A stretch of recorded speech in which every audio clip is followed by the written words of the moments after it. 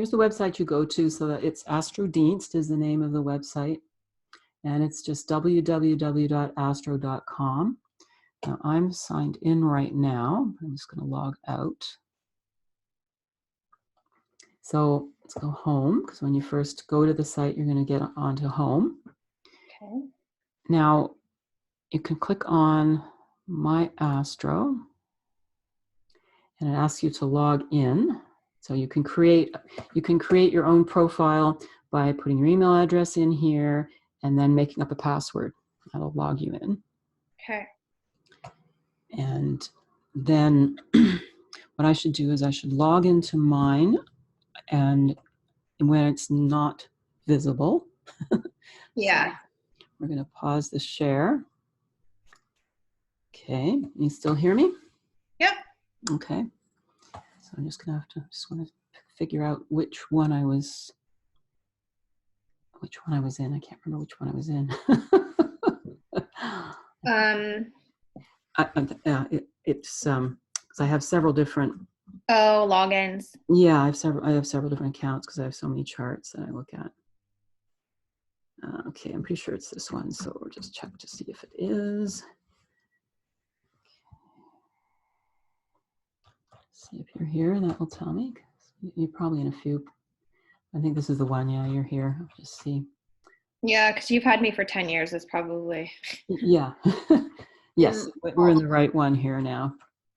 Yeah. Okay. So I'm going to resume the share now. Okay, so once you're logged in, it won't, for you, if you've started a new account, it's not going to show any charts here. And I don't want people to see these charts too much. But you can add new astro data, and you click on this. Now you can only put 100 charts in here, which is fine for most people. I can't add any more. So you have to create a new account every time that you run out? Yeah, that's what I tend to do. If you buy something from them, then for a while you can have you can add more charts. Yeah. You have a bigger account that way. So sorry, let me go back here. So here's a I just want to try and move this around too much, so I'm keeping people's charts from being seen. That's what I want to choose. Okay, so it takes you here to different choices. But if you're looking for what to do once you have your data, you go up to free horoscopes. If you want to draw your own chart, this is a little more complicated, but it's much better. You choose extended chart selection. Okay.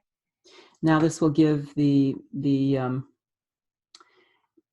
give you a place to choose all of that. And it always lists a partner, and horoscope will always be the first one you put at the top when you put in the data. Then you can click and set it up so it's all alphabetical if you like, once you've got lists. Okay. And once you have these, then down here, so we've got horoscope for whoever, with a partner, whoever, and it won't give you a partner chart unless you choose a partner chart. So the automatic setting here is the natal chart wheel.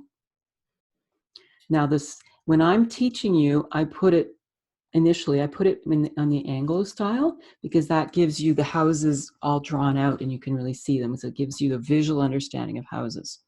Is that what you think I should normally choose? Well, that's what I think you probably might want to choose in the beginning, if you like to be able to see the visual houses. Yeah, it's probably easier. So let's put you up here. So it's your chart. And we're going to do Anglo. And so that's easy. There you can see the houses, right? That's your chart. The one that I tend to use once you've gotten the visual image, or just the image in your mind that the houses are there, because if it's going to draw the aspect lines, I love the way they do their aspect lines, and I love a lot of the ways that the Huber system operates. Yeah. So generally I tend to use, on Astrodienst, I use a Huber style. So there you don't have the houses drawn like pie pieces all the way through. They're shown up on the top here. So there's house 9, midheaven, which is house 10, house 11, house 12. Then you sort of just have to visually get a sense. Mars is in the first house. We have Saturn and Pluto in the second house, Jupiter in the second house, and so on. Okay. And when the Huber does the aspect lines, because everybody has different rules about how close the mathematics has to be for the aspects of a planet. And the way the Huber method operates with their rules, they're very intricate, but they create a visual image with the aspect lines that also tells a story that's very unique to the Huber system. And you can just look at that and you really get a feel for a person a lot of the time. What if, what if the person doesn't know their exact birth time, but it's within a few seconds, like 4 minutes? Is that going to change everything? Not very much. If it's, and also if they don't know their exact birth time, it's a little bit hard to tell how far away it is from the actual time. Yeah. You know what I'm saying? But if say, for instance, somebody says they were born at 4:35 when they were born at 4:31, yeah, not going to change most of the chart, and it's not going to change most of the other things we do in astrology. It will change the astrocartography, which is when different planets have expressed themselves in specific locations in the world for us. Everybody has everybody has 4 parts of the world where Venus is very strong, 4 parts of the world where Jupiter is strong, and so on. So there's a whole map. And you're basically mapping your planets out onto the Earth. It will move.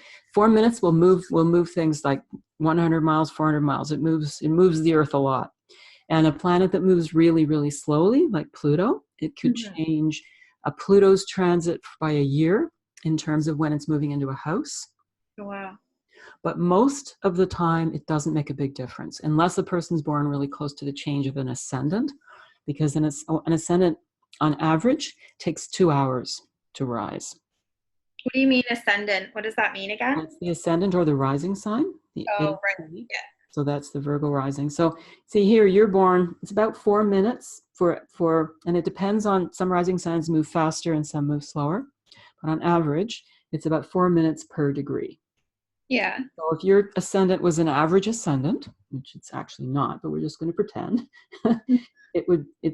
your ascendant is 7 degrees Virgo. So you would have to have been born 29 minutes earlier for it to move to Leo.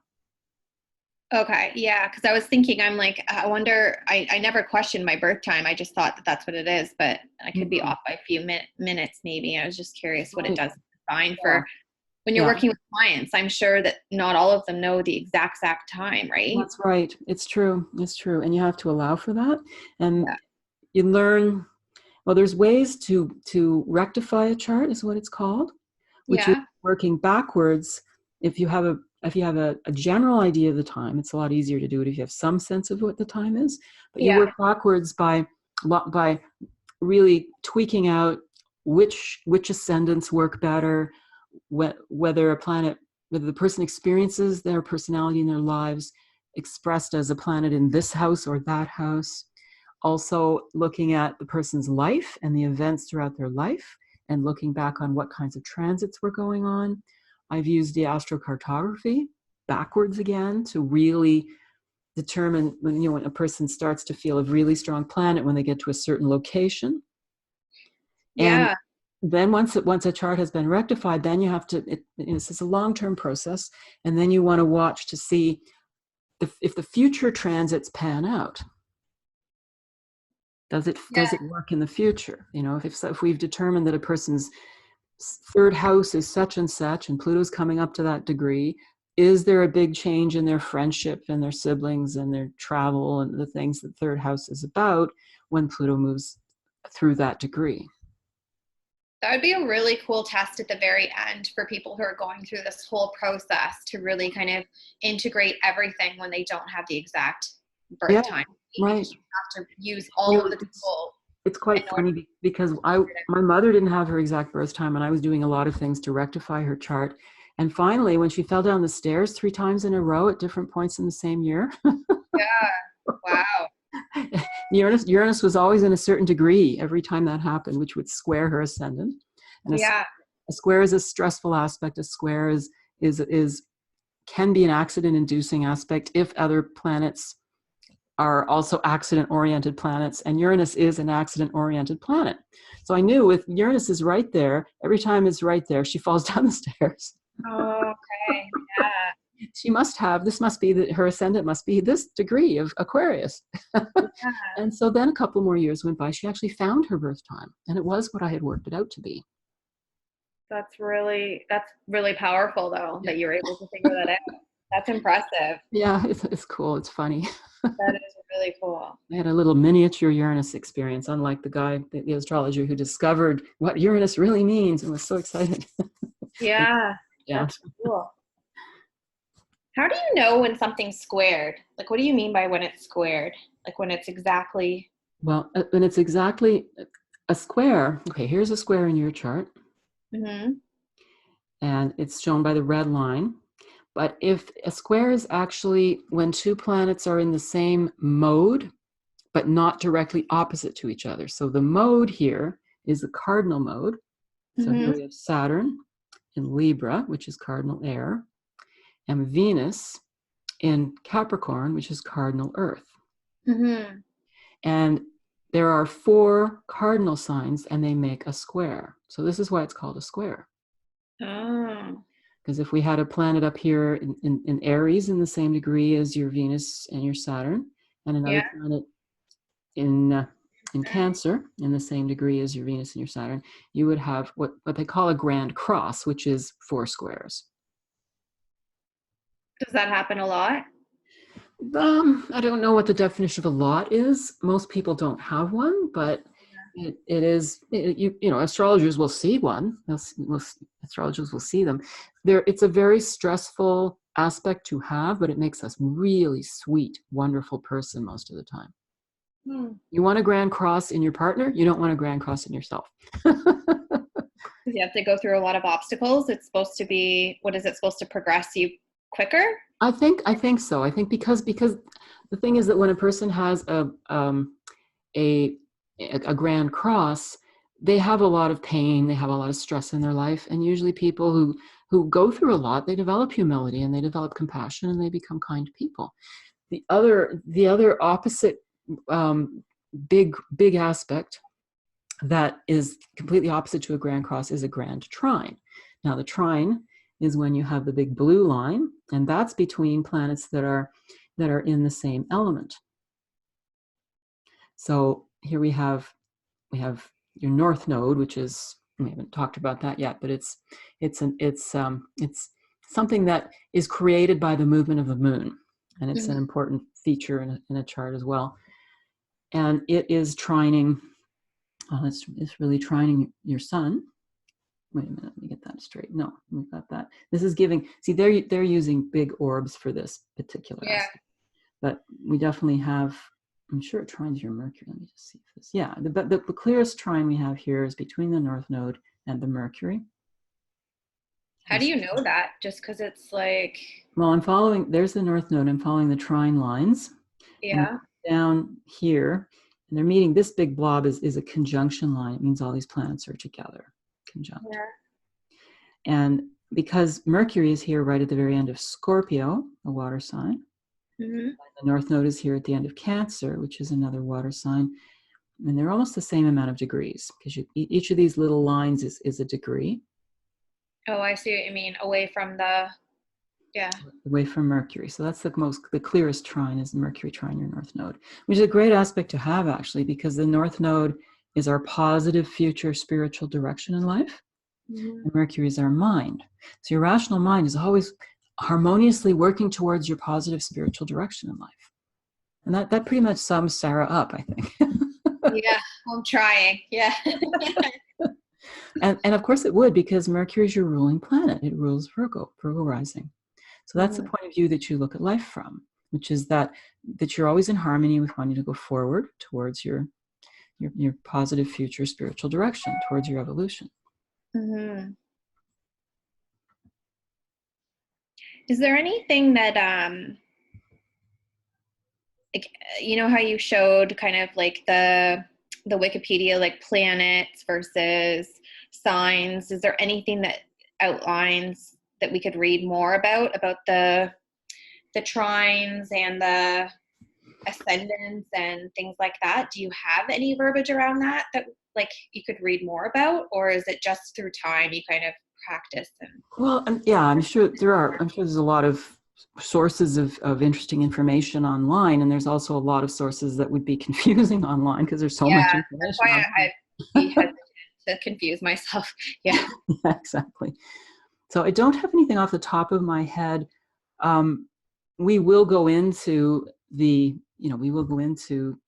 all All the the stuff around pieces. the aspects. We could have jumped ahead, but Yeah, no, I was just curious. It's coming together. yeah. So I think that's everything, because that tells you how to set the chart up. So No, that's great.